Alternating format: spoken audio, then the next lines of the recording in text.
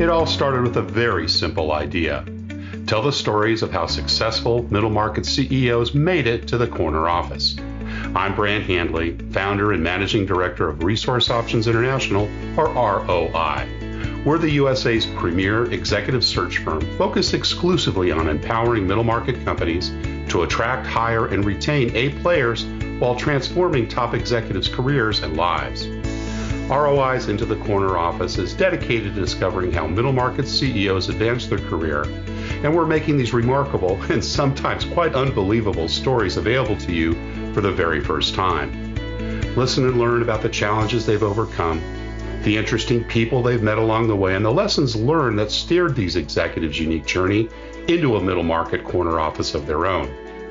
I know you enjoy these CEO stories as much as I've enjoyed recording them, so thank you for listening today. And if you like what you've heard, rate us on iTunes or wherever you get your podcasts. I'm looking forward to you joining me on the next great middle market CEO adventure into the corner office.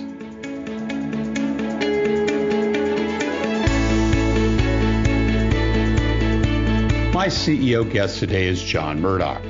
John is an accomplished technology executive with over 20 years' experience in global software and services organizations.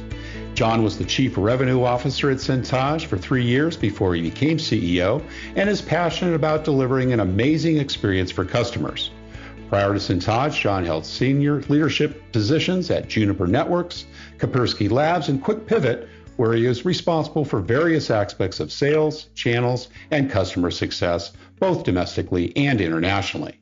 John holds a Bachelor of Science Degree in Engineering from Northeastern University and pursued his MBA at Boston University. He's a husband, father of two, and a Boston sports fan. John Murdock, welcome into the corner office. Thank you, Brant. Appreciate the time today. It's great to have you here. And we spoke a few weeks ago, and it's been a busy summer, I'm sure, in the Boston area, as it's been down here in greater New York. The weather's starting to cool a little bit, and I'm looking forward to a cool podcast. Yeah, it is. Let's dive right in. I always like to start with kind of the early years and, tell us a little bit about where you grew up and, what your early family life was like. Yeah, absolutely. So I grew up in Connecticut. Right. Yeah. Born and raised in northern Connecticut. Which part? Which city? Town called Enfield, Connecticut, just a little north of Hartford and south of Springfield, and a great childhood, great place to grow up and be a kid in the 70s. Mom and dad professionals? Were they blue collar? What was your kind of working environment upbringing? Yeah, so my dad was a police officer, cool. and then later a detective, and spent his career in law enforcement and had a great and accomplished career. And my mother was, did a variety of different jobs, from working in different, doctors' offices and administrative jobs throughout the years. So did she do that while you were growing up? In other words, kind of working part-time, or was she a stay-at-home mom for a while you were younger? They did. I mean, definitely a working class family. Everybody had to contribute, and awesome. My dad worked on different shifts and different times of the day, and handed things off to my mom. Throughout the years, right, trying to make it work. And I can imagine as a police officer, there were times when, called away on the weekends or middle of the night, that kind of stuff that went on as well. Absolutely. Yeah. Brothers and sisters? Yeah, so I have one brother. Okay. I have a younger brother, and just the two of us and our shenanigans growing up in Connecticut. So. Are you the older or the younger? I'm the older. Yeah, older brother. Yeah, a couple of years apart. How close? Yeah, we're about 4 years apart. Okay. So you were the big brother then. I was the big brother, although I can't say that now. Right. He's definitely outgrown me. So awesome. What kind of inspiration, if you think back at mom and dad, and the way they approached their career, or the things they did growing up, what are some of your earliest memories about some of the things and the lessons you've learned in that family? Yeah, I mean, a lot of lessons, right? I mean, so influential in my life. So, I mean, I think top on the list is really kind of work ethic and, putting your all into whatever you do. I think attitude, having a positive attitude, a can-do attitude, certainly something that stuck with me throughout my life. and still today. I think a big sense of family and family unit, and we had a big extended family. Nice. And, on both sides. So all in the area of where you grew up. Yeah, all in kind of the in Connecticut, Massachusetts area, and so lots of cousins and aunts and uncles, and an extended family, and real focus on on family and team unit, and I think all those things stay with me today. I was going to say, it sounds like some pretty good foundations, and looking forward to hearing more about your career as we go through the pod.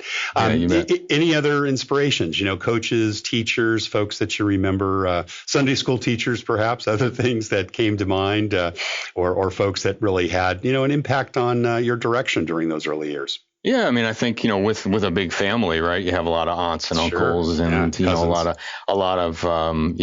cousins, a lot of older cousins, and so I think having having a big family, unit, and you have a lot of different people that you draw inspiration from, and so I think that's that's really kind of helped me get to where I am. Any kind of folks in that realm that kind of, set you in a certain direction? Any, words of sage advice, or maybe recommendations, or even, connections to early jobs that you recall from those early days?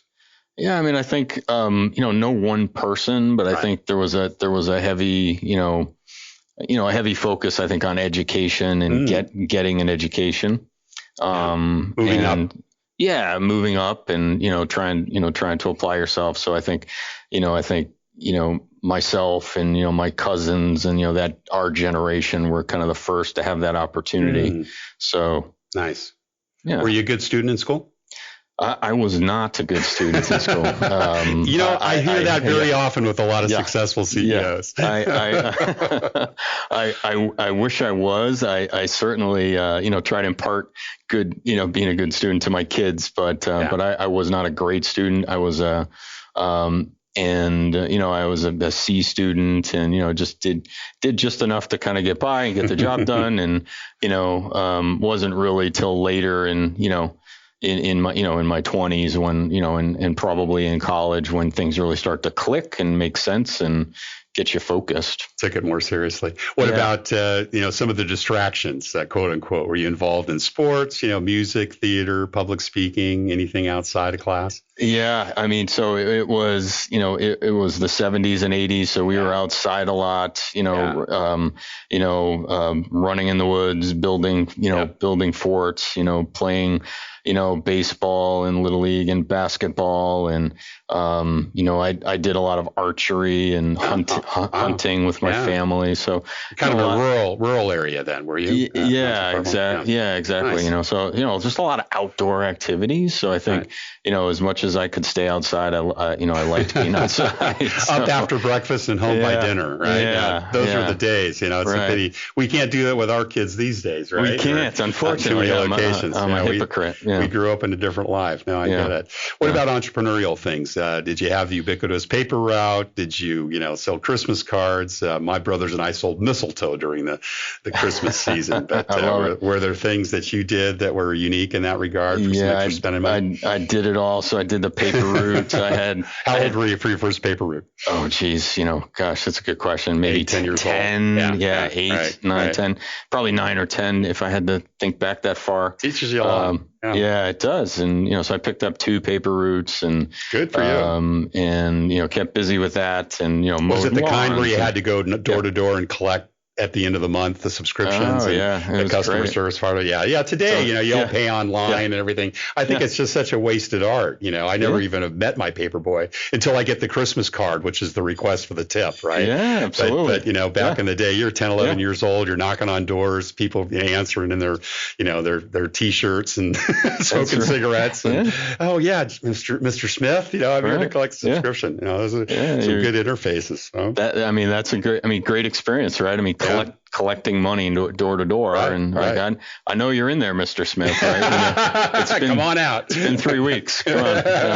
It's time to pay. And then you get the, well, it hit the bush 3 times this month, John. So we're not going to give you, the 50 cents we normally do, right? That's right. That's right. Gosh. But I'll tell you what really sticks out even to this day is like those tips you get around, Christmas time, for somebody give you a $20 bill or, wow. or, $30 or $40 tip. And like, as a 10-year-old kid, that makes a big impression. And what did you do with it? Did you save it, John? Did you, have, baseball cards you collected, or what did you do with the spending money in those early days? Yeah, right. Yeah, I put it in the bank. Good for you.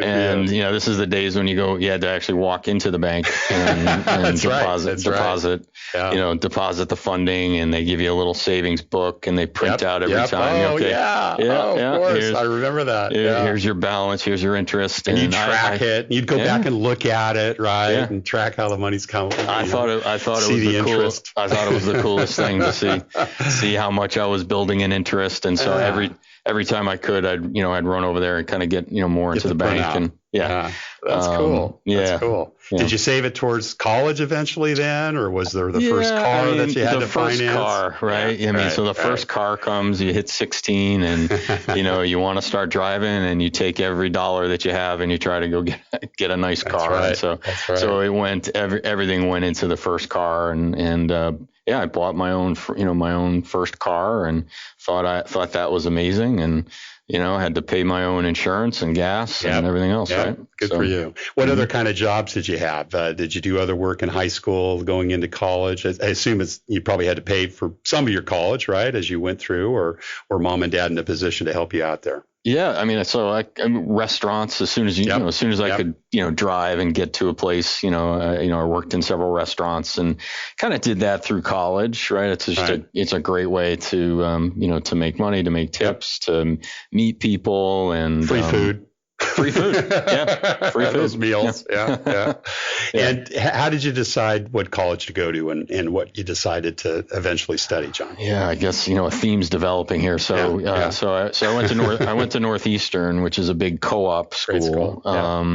And so they offer a co-op program. So you go to college for 5 years, you study, in my case, engineering, and throughout that 5 years, you have a chance to go work for different companies in the area. And you worked in your field, right? You work in your field. Yeah. Awesome. So you work in your field, and so I chose that path as a way to help put myself through college. Nice. And you got paid for that. Was it discounted? Was it kind of part of it goes towards tuition, or were you paid full? Yeah, you were paid full. Wage. Yeah, nice. It was like having a full-time job. While you're going to school. It was great, and I chose that path to help make some money and and to pay for college. But I think looking back on that experience that I gained at 18, 19 years old, working in a office environment, right, was really what turned the trajectory in a different direction for me.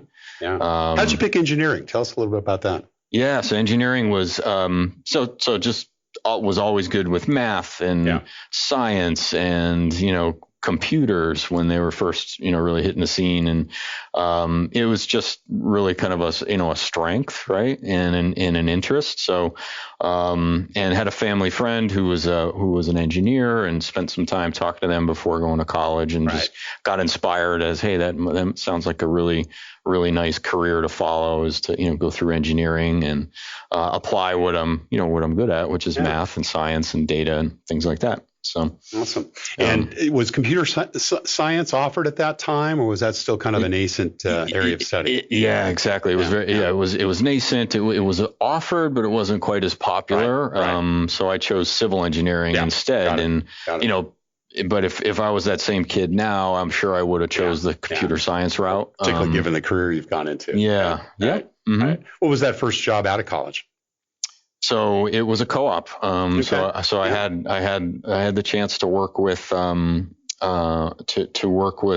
gentleman who was starting his own engineering firm. His name was Sam Park, and he was starting an engineering firm, and called me a couple months before graduation and said, hey, starting my own firm. Would you like to come and work for me? And I didn't have a job at that time and really wasn't thinking about what I was going to do, and said, yeah, absolutely.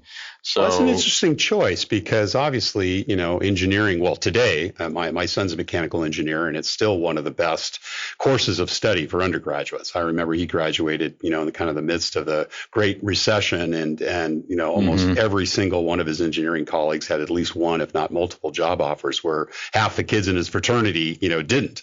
Right. And I know the attraction there, but going with an early stage company, that's a little risk taking. Is that a reflection, I think, of your personality, or was it just the first opportunity that came along? Yeah, you know what? It was the first opportunity. Yeah. I really respected Sam. But you knew him. Yeah. And I knew him, and but I think if I really dug deeper, it's I've really had a passion for entrepreneurship and building, and all the way back to to just being a kid running around in the woods and building forts, right? I just had a passion adventurous for spirit. Yeah, I just had a passion for for building things. So I think that's part of what drew me, to work for him. And so came to work for him. It was a startup. He built a very successful company, and I worked for him for 2 years, and it was terrific. Great. Any leadership responsibilities then, or did that come a little later on?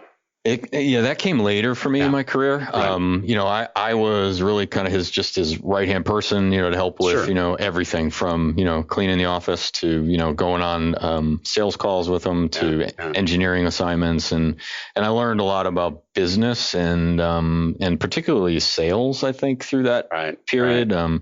When he was starting the company, as you can imagine, it was a lot of, okay, let's go find some clients. Well, how do you do that, right? Let's go. Hop in the car. Yeah, let's go. Right. Before the internet, before CRMs and everything else. Yeah. Grab your bags, kids. Let's go. And I think, later in my career, that's what, kind of drove me more towards business development and sales, and that passion was, I think kind of sparked at that point in my life. What were some of the earliest lessons you learned from Sam? If you had to, mention one or two that you remember, either specifically things he said or, things that you took away that you still use today. Yeah, they're probably all blended in with a lot of other mentors along the way, right? I think Sam was great. I think his determination to build a company and to, find customers and to do whatever it takes, and and to be creative about it. And, I think all of those things that I was observing really at that time and not really thinking about, if I took the time, I would probably, say, I definitely picked up some good mentorship without knowing it, at that time. So. You were in your early 20s, I assume, at that time. How old was Sam? So Sam was probably in his 30s, I want to say. So he's a good maybe 10, 15 years older. Yeah, right. So he had a passion, I'm sure. He had a passion. He was married, a couple kids. The stakes were higher. And I can imagine. And he built a great little company. He sold it several years later, and he's been very successful. And so, Do you remember the first time you started managing people, John? I do. Yeah. So my first management role was probably, in my early 30s, late 20s. I was given the chance to manage a sales team. So I had transitioned after Sam from engineering into sales and sales engineering work. Technical sales. Sales. Yeah. And so, for 5 or 6 years, I was a technical sales rep and, an individual contributor, and, found my way eventually, to a company that was willing to give me a chance to manage a team of other sales reps. And, so of course I jumped at that and took it, and, had a small team. I want to say it was 4 or 5 people to start, and really learned a lot. Again, we got a theme here. Any lessons from those early days? Do you, good or bad, right? Sometimes in those early responses, you make your mistakes, and that's why they start us when we're young, right, in those management jobs. But do you recall things from those early days or that first time manager that you still practice today or don't practice, as the case may be? Yeah, I think I think you make a lot of mistakes your first time managing. Sure.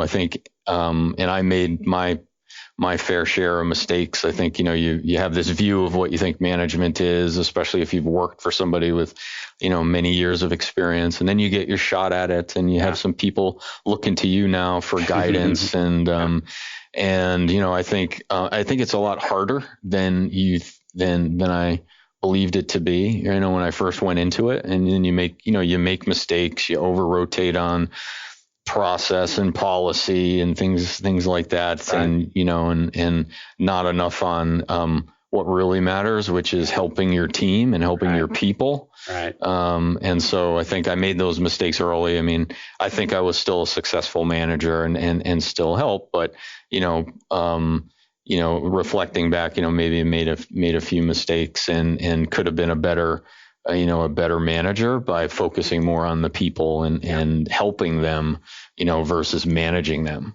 What we find in our executive recruiting practice is a lot of first-time managers tend to take the cookie cutter approach, right? They've either had a good boss in the past, or they, manage in a certain way, and they try that with everybody. And they very quickly learn that, you got to modify that a little bit.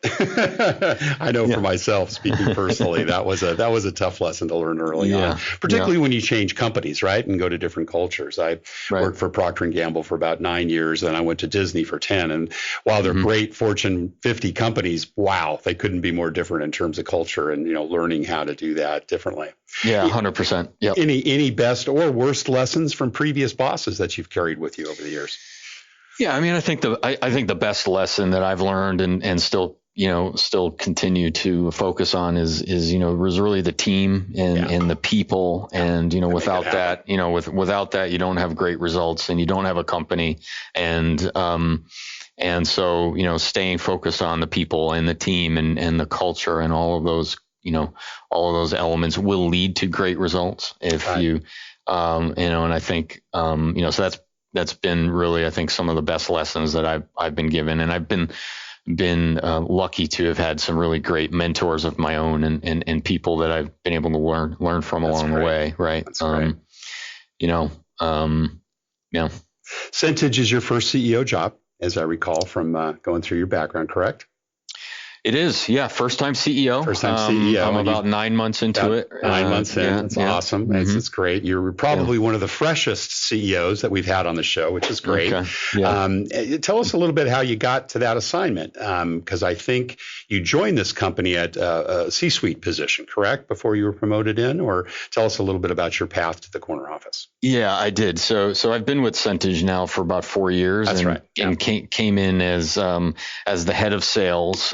So senior level sales and marketing executive, and so pretty much a sales career up to that point in time, right? After you left engineering, you'd been in increasing levels of sales responsibility in a variety of companies. Yeah, exactly. So managed a small team of 4 or 5 that I just talked about. Eventually, led to leading a team of 100 or so, and up to hundreds of millions in revenue. So I had a career for the last 20 years that just was steady and steady. I guess promotion through kind of the sales and marketing ranks, and then that led me to Centage, and I was introduced to Centage by a mentor and a former CEO of mine that I worked for. You didn't come in through a recruiter then. You were did not. No, came in through a board member that I worked for about 15 years ago, and certainly he knew me from that time, and we'd kept in touch, and he introduced me to the company for my skill set to come in. Yeah. Was there an assumption at the time or a possibility that you knew that you could succeed to the CEO position, or was it just purely based on coming in as a head of sales role? Yeah, I think there was always an eye towards some succession. Mm-hmm, I think but not immediate, right? There wasn't a time frame for that, or any thoughts around that. But certainly something that I wanted to do at some point in my career, and didn't necessarily have to be Centage.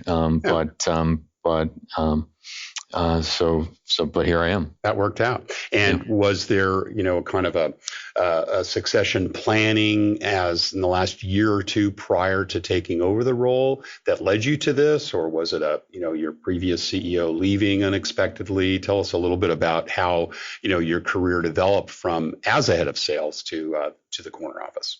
Yeah. So, our story and I guess my story is a little unique in that our former CEO did pass away unexpectedly. Right.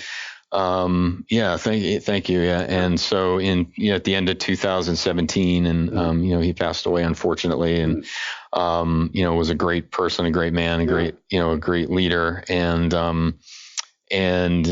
So the board and I agreed on a succession with me, and we did it in a very thoughtful way. So we took several quarters to make that transition, and one of our board members stepped in on an interim basis, and that allowed me to kind of get up to speed on the business and the broader scope of the role, and also allowed us to go through some succession for my role, and and so did you hire internally for that? Did someone come up through your ranks as taking over head of sales? Yeah, we did. We promoted a couple of people internally. So I think that worked out really well for them. And again, we did it in kind of a thoughtful way, which I'm glad we did. Right. It doesn't always happen. I can tell you from my experience. So that's good to hear. And it sounds like the board was actively involved, which is great. Yeah, the board was involved, very, very supportive. And I think, I think we've come out,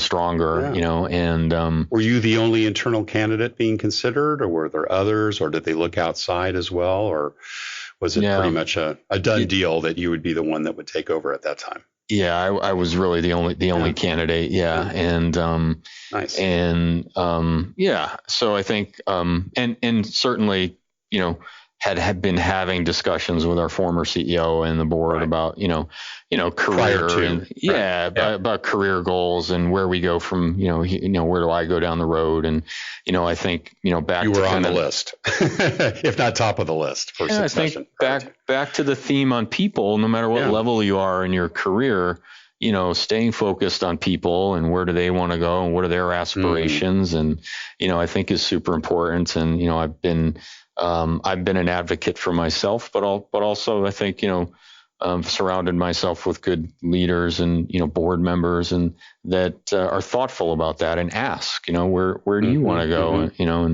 in a couple of years, what comes next for you? And so I think because, of us having those discussions, they knew, that I at some point would want to be a CEO for Centage or some other company. So, yeah. Well, it sounds like you were treated that way, and then you've gone on and treated others in the same way. Yeah. Is that a fair statement? I try to pass it on. That's great. John, how has your leadership style evolved over time?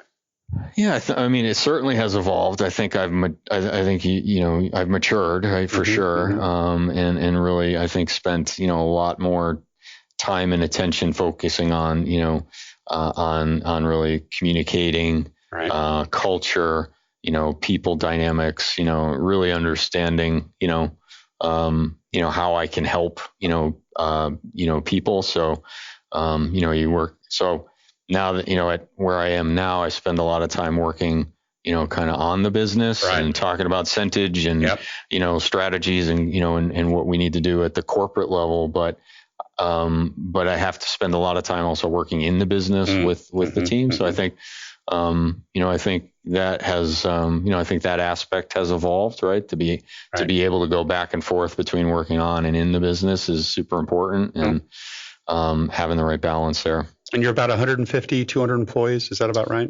We're just over 100. Just over 100. Over 100 today. Yep. And kind of traditional executive suite structure. You've got a head of sales. You've got a head of finance. Yes. Marketing and sales combined. That's common in software. You've got that separate, right? Yeah, we have that separate. Yeah. So we have a head of marketing, a head of sales, a head of service, a CFO, and then we have, a head of engineering and product, of course, right? So, is it all SaaS, or do you have actual products that you sell as well? Yeah, we're all SaaS. So, that's been the transition we've been on as a company. And the reason I came here 4 years ago was to, make that transition to the SaaS, to a SaaS model and to a cloud business model. And, and help evolve the company to be what is more traditional in terms of kind of the software, software structure, go to market, product pricing, all that sort of stuff. All right. Mm-hmm. John, how do you decide if it's time to micromanage or when to stay out of the sandbox of particularly your direct reports? Well, with 100 employees, I think, you have to be, you have to be available. You have to be visible. Right. You have to make yourself, accessible for the entire company and customers. Right. Sure. And so I think, first of all, just making sure you have an open door policy and you're available so people can come to you and when there is a need and they need help. So be ready to dive in. And then be ready to dive in. So, I don't like to micromanage, but I do like to help where I can add value and help and be approachable and a resource. And so I think. Do people come to you? Do you find that you get a response rate to that? They do. I will say, be 9 months into the role, I think, some people are intimidated by the title. Sure. And they want to look good. They don't want to show weakness. And, I think that's just maybe some human nature that, as you work your way up in an organization, I think the titles, seem to, I guess get in the way sometimes of open conversations. So, I try to break that down and just be real and be human and, just be a person and try to connect and, see how I can help. And that's how I can help and stay out of the sandbox. Right. Is try not to be too distant from people and be available if needed. And then, I think that's the people side. And then there's the business side where, you need to have good metrics and you need to understand, leading metrics so you can see problems before they arise. And I think you have to tool out, an operation where you have that available so that you can see problems before they emerge. Right. Cause I think as a senior executive, you should have the experience to see those things before, others perhaps, right. Or try to bring your experience to bear. So, but it's hard to keep your finger on all of that. And you need good people to come to you when those problems develop on the front line, right? Because if it's 30 or 60 or 90 days before you find out about it, that may be too late. Yeah, absolutely. It gets back to, kind of empowerment and not micromanaging. So to be able to do that, you need to surround yourself with great people. You need to support them and arm them and empower them to do their jobs and help out where they need help and get out of the way when it's not needed. Right. So I'm going to say on your behalf, an open invitation to all the Centage employees that are listening today. If you find a problem, make sure John or your direct supervisor knows about it earlier than later, right, John? That's right. Absolutely. There's no harm. There's no weakness. There's no judgment. That's right. Management wants to know. So that's right. I know that was one of my things, growing up in companies like Procter and Disney, you just didn't want to show weakness in those days.